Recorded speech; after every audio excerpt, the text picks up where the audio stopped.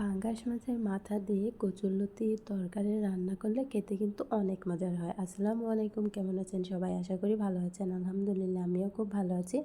আজকে আমি পাঙ্গাসের মাথা দিয়ে কচুরলতি রান্না করব। তার জন্য এখানে আমি কচুরলতি আর পাঙ্গাস মাছ নিয়েছি।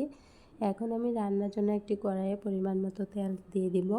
তেল দিয়ে নেওয়ার পর আমি এখানে একে একে সব গুঁড়া মশলাগুলোই দিয়ে দিব। প্রথমে আমি এখানে পরিমাণ মতো মরিচের গুঁড়া, হলুদের গুঁড়া আর ধনিয়া, তারপর আমি এখানে অল্প একটু পেঁয়াজ বাটা আর রসুন বাটা দিয়ে দিলাম।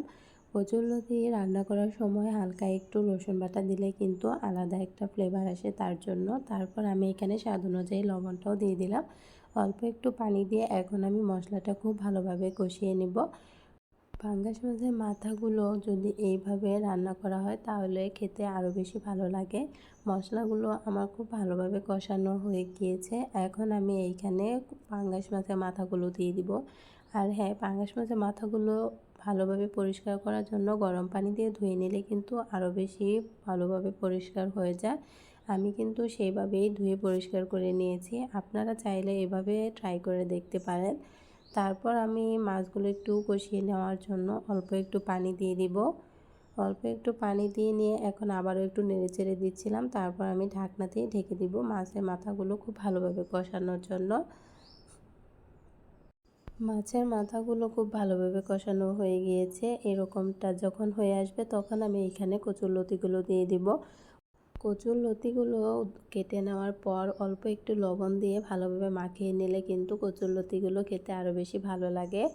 কচুরলতিগুলো দিয়ে দেওয়ার পর আমি আবারও কচুরলতি, মশলা, মাছের মাথা সব কিছু একসাথে মিশিয়ে নিচ্ছিলাম। এখন আমি একটু ভালোভাবে কষিয়ে নিব। মাছের মাথার সাথে আমি এখানে যেহেতু কচুরলতিগুলো কষিয়ে নিচ্ছি, এখানে আমি আলাদাভাবে পানি অ্যাড করব না। মশলাগুলোর সাথে যখন কচুরলতি আর মাছের মাথাগুলো খুব ভালোভাবে কষানো হয়ে যাবে তখনই কিন্তু আমি এখানে অল্প একটু পানি দিয়ে দিব। অল্প একটু পানি দিয়ে আমি আবারও তরকারিটা রান্না করে নেব। কচুরলতি যেহেতু নরম একটা সবজি, বেশি একটা পানির প্রয়োজন হবে না, তার জন্য অল্পই পানি দিয়ে দিলাম। এখন আমি আবারও খুব ভালোভাবে কষিয়ে নিব। কচুরলতি দিয়ে পাঙ্গাস মাছের মাথার রেসিপিটা খুবই সহজ। আপনারা কিন্তু চাইলে এইভাবে বাসায় রান্না করে খেয়ে দেখতে পারেন। রেসিপিটা কিন্তু অনেক মজার, আর এইভাবে রান্না করলে তো আর কোনো কথাই নেই। রান্নাটা কিন্তু প্রায় আমার হয়ে এসেছে। আমি আবারও একটু ঢেকে দিব।